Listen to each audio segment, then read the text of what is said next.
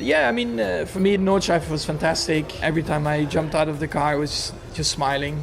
Listen, guys, hold on, because what is happening with Max Verstappen right now is absolutely wild. Then also I stopped racing, and then we all together. Today, he was out on the Nurburgring testing his qualifier setup. Tomorrow, he races. F1 bosses are warning him, Red Bull is falling apart around him, and his exit door is wide open. And despite all this chaos, there is one stat about Max that will genuinely shock you. The only thing really missing is like the G-forces and stuff, but Stay with me because this video is going to cover everything. Let's break it down. But before, if you want more updates and news on Max, then hit that like button and subscribe for more breakdowns. Today's Nurburgring test. So let's start with what happened today. Earlier today, Max was out on the Nerdschleife testing and finalizing his setup for this weekend's qualifiers. Now, this is not just a casual drive. His team ran two identical Mercedes-AMG GT3 cars simultaneously, both carrying the number 3 with Jules Ganon in the second car, so they could collect double the data at the same time. That is seriously smart preparation. Max himself said the team prepared the car really well and that he felt really comfortable out there. And honestly, when you watch him drive that GT3, you can just feel that this is a guy who is genuinely loving every single lap.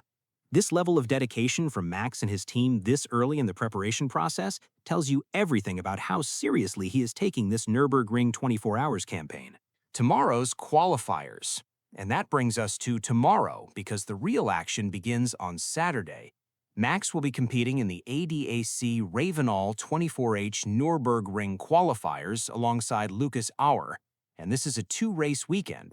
Saturday's race runs into the evening, giving Max his first taste of racing the Nordschleife in the dark, which is absolutely crucial experience before the full 24-hour race in May. Then Sunday's race runs in daylight. Now here is something interesting. This weekend was not even in Max's original calendar. The Bahrain and Saudi Arabian Grand Prix were canceled due to the Middle East conflict, and that gap in the schedule is exactly what allowed Max to be here. So in a strange way, world events handed Max the preparation time he desperately needed. Domenicali warns Max. But while Max is out there enjoying himself in Germany, back in the F1 world, things are getting a little tense.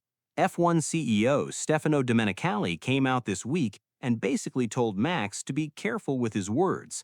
Now look, Max has been calling the 2026 cars Mario Kart, anti-racing, and Formula E on steroids, and Domenicali fully admits that changes need to be made. But his message to Max was clear: your voice carries enormous weight, and sometimes people take it the wrong way.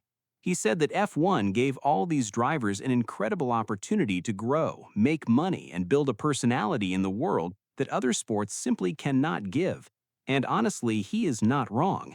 But at the same time, Max is not just complaining for the sake of it. He genuinely hates how these cars drive, and that frustration is completely real. Red Bull's brutal reality.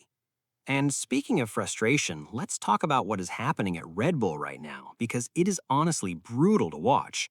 Jenson Button came out and said the RB22 car is actually holding back what is apparently an impressive engine.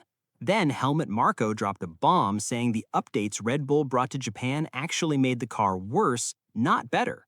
And if that was not enough, Ralf Schumacher said straight up that Red Bull is simply not attractive in its current situation. The team has lost Christian Horner, Adrian Newey, Helmut Marko, and now Gianpiero Lambiase, Max's trusted race engineer of 10 years, is heading to McLaren. A poll by Racing News 365 showed that 2/3 of F1 fans now expect Max to activate his exit clause and leave. That is how bad the situation looks from the outside.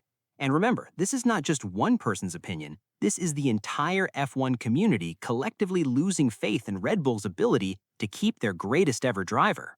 The ultimate survivor stat. But here's the thing, and this is the part that will genuinely surprise you. Despite this terrible 2026 start, despite the chaos at Red Bull, despite hating these cars with every bone in his body, Max Verstappen has not finished a single race outside the points since Spa 2016, not counting DNFs, of course. Think about that for a second. That is nearly a decade of always delivering, always extracting the maximum, always surviving no matter what the car gives him. While other drivers in similar machinery would be finishing 12th or 15th, Max is still there, still scoring, still fighting. That is not just talent, that is a completely different level of mental and technical strength. Bernd Maylander's praise. And the people who really understand racing are noticing. Bernd Maylander, the F1 safety car driver who actually won the Nurburgring 24 Hours in 2000, came out this week and said Max is doing a fantastic job on the Nordschleife and that everyone in the GT world is watching him closely. He said it is fantastic for the sport, the fans, and the championship to have a Formula One champion on that grid. But Maylander also gave Max a serious warning. In the 24-hour race, patience beats pace. Traffic is the biggest challenge, not speed.